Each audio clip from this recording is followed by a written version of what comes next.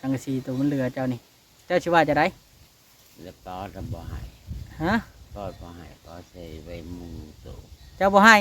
แน่มันเป็นเงินผู้ใหญ่ได้บอกนะผู้ใหญ่ผู้ซอยเจ้านี่ได้บอกเพราะว่าเจ้าไว้กับบ่ได้เฮ็ดหยังเด้บ่ได้มีแนวเฮ็ดก็รู้สึกมุงโตนั่งเล่นมึงกลุ่มนั่งเล่นปอวอนเบิดได้เราอยากได้ต้องปอวอนนำเบิดของเรามาเห็นอยู่เดือนนี่สังกะสีเหลืออยู่แล้วก็ขอลาวบ่มาเห็นลูกชายเรียนมาเห็นแล้วขอลายเทื่อแล้วบ่ขอจะบ่ให้เจ้าบ่ให้อันนี้กับบ่ให้เอาไปก็เอาไปกับบริบาลนั่นแหละแต่ว่าเจ้าน่ะบ่อยากให้เนาะแต่พอจะบ่อยากให้พอเราเป็นคนบอกพอ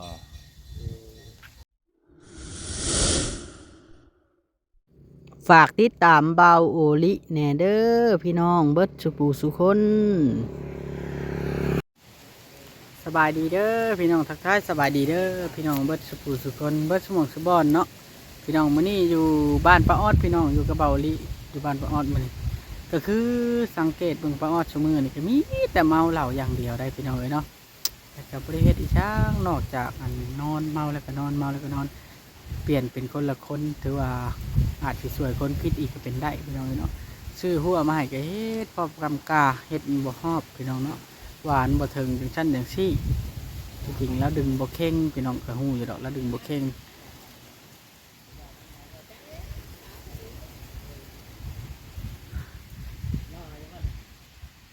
แล้วก็เฮ็ดก็พอกำกาพี่น้องเนาะมื้อนี้ทางเบาลี่ก็เข้ามา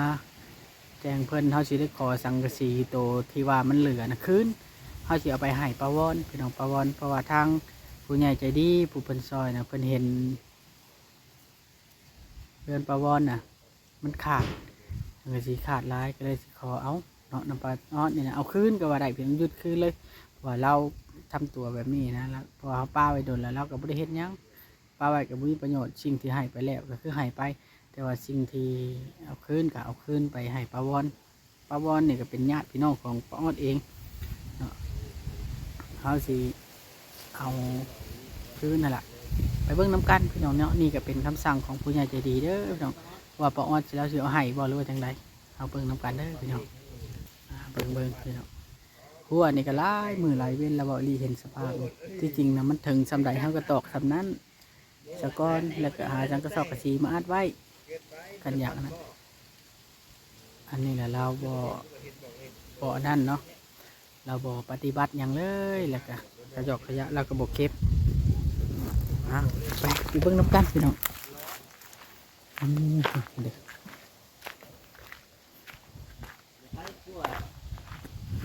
ทายไว้หรือบ่ตัวแรกเรียบร้อยตัดไฟกินสวัสดีป้าออดสบายดีคือปากแดงแท้แดงคงงามไผเอาหมากนี่มานี่หมากยังไปเน่าบ่ไม่ได้หมักให้เรา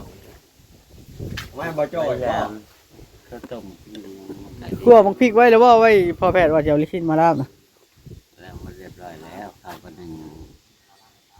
เจอบริบูรณ์แล้วพอแพทย์บ่มามื้อนี้แต่บ่มากับบริกินฮอดบ่ได้กินฮอดพอแพทย์บ่กินได้แต่ก่อนแอบนี่ก่อยมาเบิ่งหาบ่นั่งดูสิสัมภาษณ์นี่บ่นะไปนั่งเตียงโหมันไม่หมดไปมาโอ้หมดมันใส่อยู่ไปนั่งยังไงนี่ไผเอามาเกลือมาได้ยังเราบ่ทานลาซีนก็ถ้ากินลาบซีนนี่พี่น้องขยะแล้วก็บ่เคยเก็บดอกเจ้าสินั่งอยู่ไสล่ะมาน้อยจักเหลวมันนั่งเรายังหาหมาละ4โอ้มีไปหลายหมาเนาะมันก็อยู่ตามประชามันนั่นแหละ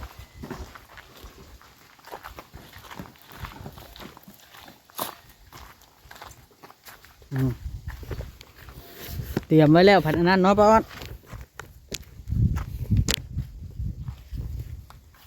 บ่ได้กินลาบซีนโอ้ยลุกบาดนี้ ยากอยู่ว่าลาบที่นี่บ่พอแพทย์ติดต่อบ่ได้เดี๋ยวนี้ ปิดเครื่องนี้นะติ สงสัยเป็นคนเข่าปิดเครื่องเป็นคนเข่า ไม่ได้ว่านั่นใดดีก็ได้กินบ่ได้กินก็บ่ได้ว่านั่นใดแล้วแต่ อ๋อได้มีน้อย2ตัวก็ได้ละ 3 3ตัว เจ้าว่าเราบอกเลขเชื่อเนี่ย โอ๊ตทางนาทีเขียวเจ้ามันเหลือจักแผ่นว่าสรุปแล้ว ตัวเจ็ดแผ่นบ่ 7หรือ8อ่ะเจ้านำเพิ่งอยู่บ่ เงินอยู่ 8หรือ7 หมู่แปดนี่นะ เพราะว่าเดี๋ยวนี้นะข่อยว่าสิเอาไปให้ป้าวอนน่ะมุงเฮือนแล้วทางนาทีตัวมันเหลือเจ้านี่เจ้าสิว่าจะได้ แล้วก็จะบ่ให้ ฮะ ก็บ่ให้ก็ใช้ไว้มุงสูง เจ้าบ่ให้ แน่ มันเป็นเงินผู้ใหญ่ได้บอกนะผู้ใหญ่ผู้ซอยเจ้านี่ได้บอกนะเพราะว่าเจ้าไว้กับบ่ได้เฮ็ดหยังเด้บ่ได้มีแนวเฮ็ด ก็รู้สึกมุงสูงนั่งเล่น มึงกลุ่มนังเล่น อืม ตะ บ่ได้ วัน ให้ เบิดได้เราอยากได้แต่ตะวันนำเบิดของเรามาเห็นอยู่ในเรือนนี่สังกะสีเรืออยู่นี่แล้วก็ขอ ลาวบ่มาเห็น ลูกชายเรียนมาเห็น แล้วขอลายเทื่อแล้วบ่ ขอแล้วจะบ่ให้ เจ้าบ่ให้ แน่ อันนี้ก็บ่ให้ เอาไปก็เอาไปก็บริบาลนั่นแหละ แต่ว่าเจ้าน่ะบ่อยากให้เนาะ แต่ก็จะไม่อยากให้เพอเราเป็นคนบอกพอ อันนี้ก็เป็นอันนั้นได้ผู้ใหญ่ เออ ผู้ใหญ่เพิ่นเห็นผู้ใหญ่เพิ่นเห็นแล้วเพิ่นก็เฮือนป้าวอนน่ะคือหัวแท้ในวังซานน่ะเด้น้องเบาแอนเจ้าบ่ได้เคยขึ้นบ่ บ่เคยไปนะ บ่จอยเคยไปบ่ไปเนาะมันหัววังซานน่ะเนาะ อืม เพิ่นเห็นก็เลยเพิ่นว่าสังกะสีป้าอ้อนน่ะมันเหลืออยู่7-8แผ่นแม่นบ่คือไปเอาไปให้เรามุ้งนี่นะประมาณนี้แหละ แต่ว่าคันป้าอ้อนว่าบ่อยากให้ก็เดี๋ยวสิถามเพิ่นอีกทีนึงเนาะ บ่เอาโลดเอาโลด เฮาต้องถามเพิ่นอีกทีนึงได้นี่ก็ได้ เอา เพ โล ราะ ด ว่าเพิ่นเป็นผู้ซื้อให้เด้ เพิ่นเอาให้แล้วก็เอาโลดเอาโลดบริวารอะไรเพราะประวันเราเป็นคนอยากได้เด้ บ่ถือกันบ่เดี๋ยวนี้หรือว่าใดเจ้า ถือแห้งเลย คือเห็นไปเยี่ยมกันอยู่เนาะ คือเฮงคือเอามาในนั้นน่ะ อ๋อ รบกระถือ เราคุยกันอยู่เราไปหา คือเห็นไปหากันฮักแพงกันอยู่เนาะ ถือจนไปยังว่า คือจนบ่อยากว่า แม่ บ่อยากว่า เราจะเป็นยังเราสิบ่อยากได้เราจะเต็มหมด แล้วนอนโชว์อยู่น่ะใด แม่ แล้วนอนโชว์อยู่น่ะอยากได้เบิด แล้วยังบ่ปล่อยวางเนาะ แม่ อันนี้ก็ว่าถ้าข่อยบ่ได้ได้เนาะบ่แอนเนาะ แม่นแม่น เพราะว่าผู้ใหญ่เพิ่นเบิ่งเห็นว่ามันขาด ตามจุดประสงค์ผู้รับผู้ใหญ่เพิ่นเนาะ แม่นเฮาบ่ได้มีสิทธิ์หยังอยู่แล้วอีหยัง เด้อคันว่ามันให้แล้วก็เอา ถ้าเพิ่นอยาก เอาไปโลด ตัวอันเพิ่นก็เอาไปเนาะ เพอประวันแล้วยังบ่พอเดี๋ยวนี้ เจ้าบ่ได้เครียดเพิ่นบ่กันเพิ่นให้เอาไปให้ป้าบอน บ่ได้เครียดเพิ่นเครียดไปซะ เพราะว่าเจ้าก็บ่ได้มีแนวเฮ็ดหั่นนะเนาะ แม่น ป้าไว้มันก็สิได้เสียละล่าเพิ่นว่าน่ะหรือบ่แอนเห็นว่าไว้ได้ ตัวนี้ก็แล้วแต่ป้าออดเพิ่น แล้วก็ผู้รักผู้ใหญ่พร้อมแล้วเนาะ รักผู้ใหญ่เพิ่นเพราะว่าเจ้าออดป้าออดเป็นเจ้าของอะนะในใจทางป้าออดเราก็บ่อยากให้แต่ว่าผู้รักผู้ใหญ่เพิ่นอยากเอาให้ครอบครัวทางป้าออดก็สุดแล้วแต่เพิ่น เพราะว่าความหมายน่ะก็คือป้าออดกับป้าบอนเราเป็นญาติกันอยู่แล้วความหมายนะตัวที่มันเหลือกะอยากให้เอาไปให้ป้าบอนหันมุ้ง เพราะว่าทั้งหน้าเฮือนของเราน่ะมันขาดแห้งจังกะสีนะก็เห็นนะในวังซานนะ ผมเห็นเนาะ ไอ้ เป็นอย่างเห็น ป้าอ้อจิบช้างได้เฮาบ่บาดนี่เนาะ ไปเลยตั้งขอบเจ้าตอนไปยังได้เดี๋ยวนี้ ฮะ มันซอยไปอยากได้ว่าเด่น บ่แล้วก็บ่เครียดแล้วของเรามันขาดอุ้ยของเรามันขาดเด้บ่ออน คนแล้ว เอาบ่จอยมีความเห็นว่าได้บ่จอย แต่ป้าออดกับผู้ใหญ่เพนแหละอันนี้เฮาก็บ่จักกันเนาะแล้วแต่ผู้ใหญ่กันตัดสินใจแต่กับป้าออด ในเมื่อผู้ใหญ่เพิ่นได้เฮาก็กินบ่ได้ อืม แต่ทางนั้นก็อยากได้เฮาก็บ่จักได้คือว่าบาดนี่อ้าว เอาไปโลดแล้วไปโลด มีแต่ตัดปัญหาอย่างเดียวมีแต่ว่าให้เพิ่นโลดเนาะ แม่น จะน้อยเพราะว่าสิคัดศรัทธาทางผู้หลักผู้ใหญ่ เพ เพิ่ ราะว่าน เราคนอยากได้เอาไป ค่อยคันว่าป้าออดว่าให้เอาไปโลดนี่ค่อยสิบอกลูกชายแล้วเอา ให้ลูกชายเราแถลงมาโลดเพราะเมื่อนั้นการเล่ามาเอาแล้วก็ไปบอกไปเอาขึ้นมือ แล้วเอาทีนึงล่ะ มาซื้อทั้งปีเก่าก็ได้ นี่เด้ ทางที่เก่า ตั ตัว ว หั หั น น ใหม่ บ่ เขาบ่ให้ อืม ทางที่เก่าตัวมั่งออกแต่ก็ตอบเจ้าบ่ แม่น แล้วจะขายให้เขาบ่ ขาย เท่าไดเพิ่นน่ะ โอ้ย30 เอ็ดก็30,000 อืม ขันละพันจ้ะ ไม่ได้เมาซาสักสีใหม่ก็บริหายได้เขาว่าเอาขึ้นเมื่อเดือน อืมเราเคยมาเอาแล้วเถอะนึง แล้วคอบ่แต่ก่อนเราจะมาเอา บอยากเว่าเดือนเพราะว่าแล้วก็บอยากเว่าคันผู้ใหญ่เป็นให้เด็กเอาไปเอาไปแล้วเธอประบอลให้ไอ้เอาไปเลย จะได้ว่าสิผิดใจเพิ่นเนาะ แม่น จะได้ว่าเพิ่นช่วยเด้เราคิดเห็นบ่ของว่าเนาะก็เลยเอ้าตัดปัญหาว่ามันจบให้เพิ่นเลยเนาะ แม่น บ่ได้เครียดจะข่อยตีแต่ข่อยก็มาตามคำสั่งเพิ่นคือกันได้ป้าออดเด้ยเนาะ นี่ ก่อนให้ก่อนนี่โอ้ยบ่ได้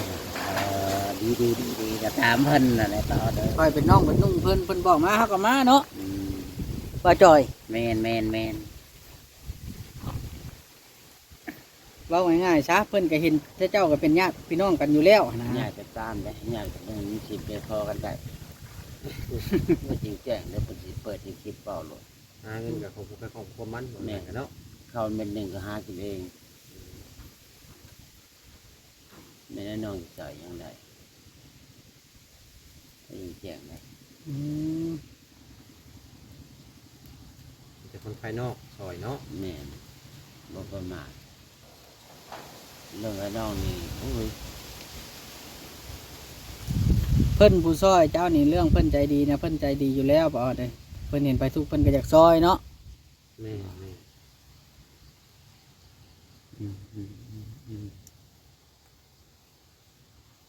การไปชิบอยากให้ทั้งนั้นพระจันทร์ผู้รักผู้ใหญ่ผู้เสียใจอีกบัดนี้แต่อันที่จริงบ้านเรากับบอยากให้แหละน้องพี่น้องเราก็อยากเอาไว้เห็ดกระตอบกระแทบคนนั่งเย็นเนาะแต่ก็ที่ว่าทางใดอันนี้บ่เอ็นก็ตัดสินใจบ่ได้ได้น้องพี่น้องเพราะว่าบ่เอ็นก็เป็นคนซื้อมาว่าง่ายก็ได้ ถึงเฮาซื้อมาเฮาก็ตัดสินใจบ่ได้อยู่แล้วบ่แม่นนอกจากผู้หลักผู้ใหญ่เพิ่นเนาะ นี่ เพราะว่าเฮา ความพึงพอใจทางเพิ่นเนาะ แม่น เพิ่นอยากให้ เดี๋ ก็ ยวก็แล้วแต่เพิ่นอยากให้ก็เอาไป ไปกับเพิ่นจะได้ออกไปออกมาผัดครอบครัวจะตีพี่น้องชีวิตกันบัดนี้ แม่นจังหน่อยป้าออดก็สิเป็นคนสั่งเฮาอีก แม่น บ่ได้สั่งเลย จะได้ผัดจะเป็นเรื่องเป็นราวย้อนสังกะสี8 แผ่นบัดว่า แม่น ตายที่เนาะ ไอ้น้องฟิตก็ย้อน พอเรื่องที่มันกันหน่อยเคยเกิดขึ้นมาแล้วเนาะ แม่นเรื่องเล็กๆน้อย ผ่าน ๆ มาแล้วได้เรื่องที่ ไปโลดบ่ได้ว่าได้ จะตัดปัญหาให้เพื่อนนี่แหละก่อ ตอน นแม่น มันถึงจบเป็นเรื่องเป็นราวอันว่าเขาอยู่ห่วงไว้ก็ได้เขาก็มีบ่อยู่กับเช่าเลยเด้บ่อยู่กับเช่าเลย อืม แบบนี้ก็ถือว่าโอเคแล้วมีบ่อยู่กับเช่ามีบทนอนหลับคนบุพระใส่หัวแล้วบาปนี่ แม่น มีเครื่องนุ่งอุ่นเนาะ นี่แหละมีโซลาร์เซลล์ใต้ อืม 3 ดอกบ่หรือ2 ดอก 2 ดอก แม่น อืม แต่ แล้ว ว่า ดอกหนึงไปตายอยู่แค่อันแขวกมันว่าอยู่แค่อันหนึง วันนี้ก็ขึ้นหลังคาผม อ๋อ สังกะสีเก้าเจ้าเพิ่นเอาไปเฮ็ดกอกแบ่บ่เพิ่นซื้ออะ นี่กับไก่นี่3 ไก่4 ไก่ อืม ก็ไกล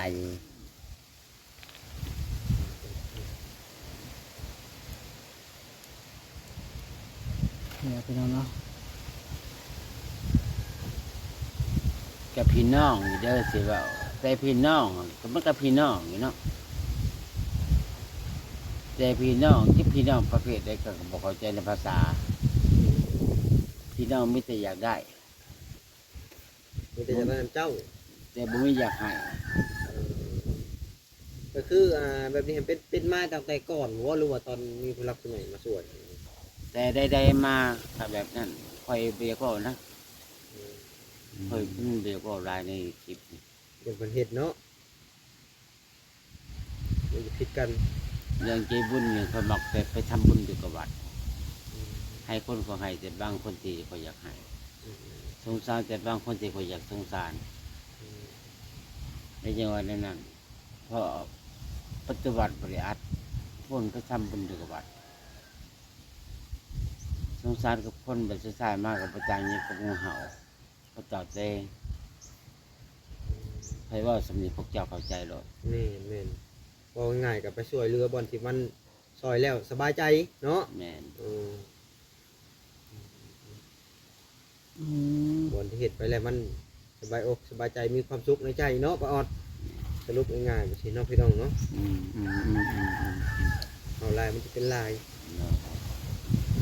นี่ก็งามแหละ ทำปอดแห้งไปอยากขันโบแบบนี้ปอดอยากบอกไปทางประเทศต่อ เจะในคนอื่นกันทีจะในคนอื่นที่เบิ่งหาเป็นคนบดีในสายตาเพิ่นอีกเนาะ มีแต่ว่าตัดปัญหาแหละให้เพิ่นโลดเนาะบ่เนาะหรือว่าจะได้ ให้โลดเอาไปโลดไปเราพ่อแต่สังกะสีขาวเราป้าใบข่อยให้ไปมุ่งให้เราพ่อประวรเรายังประทันพอ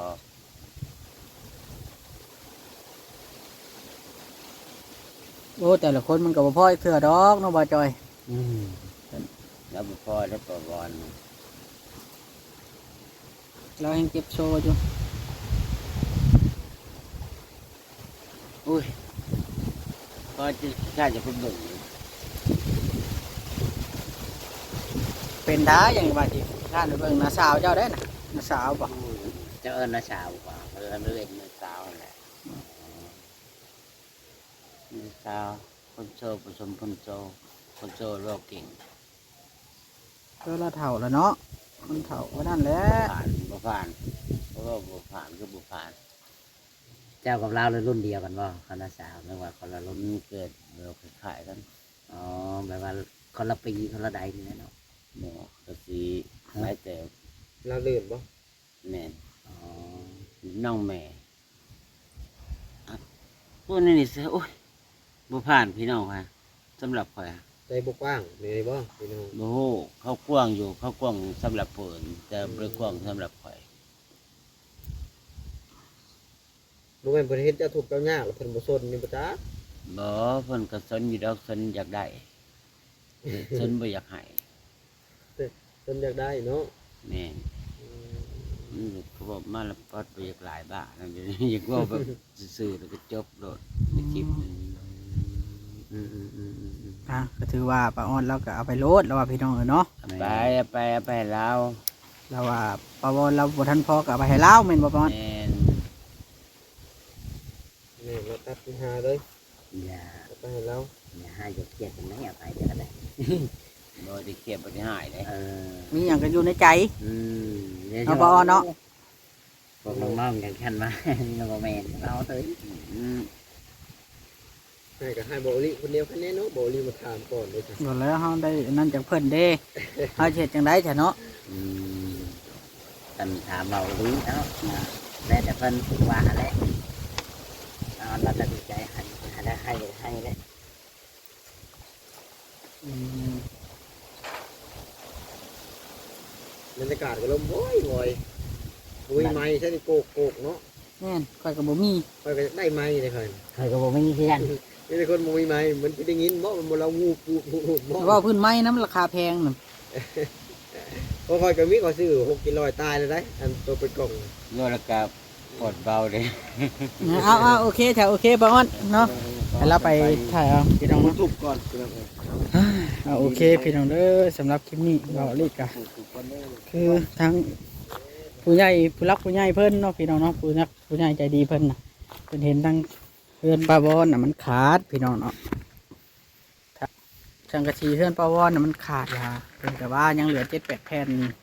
ก็เอาไปให้ปลาวอนมุ้งซาเพิ่นว่านะในเมื่อปลาอ้อนบ่ได้เฮ็ดหยังบ่ลีกก็เลยเข้ามาเนาะพี่น้องเนาะมันก็สิพออยู่ดอกด้านหน้ามันแต่ว่าด้านเพื่อนใหญ่ก็น่าจะบ่พอเนาะพี่น้องเนาะพอลีกสิให้ลูกละกันปลาวอนมาเอาว่าเขาขอได้เด้ขอได้ละทีแรกปลาวอนปลาอ้อนก็บ่อยากเอาให้ดอกผมรู้จักรับเป็นหยังพี่น้องเนาะพี่น้องเขานี่พญาเถาะพี่น้องเนาะปลาอ้อนนี่แล้วช่วงสิเมาเหล้าแน่มื้อนี้ฮะจังใดก็ได้เอาเบาลีสีได้ขอโตวกันเด้อบาดนี้พี่น้องผิดพลาดประการใดก็ต้องขอโทษขออภัยไว้ณที่นี้ด้วยเด้อพี่น้องเนาะสำหรับคลิปนี้เบาลีสีได้ขอโตวลาไปก่อนฝากกดไลค์กดติดตามเพื่อเก่าพี่น้องเนาะสบายดีพี่น้อง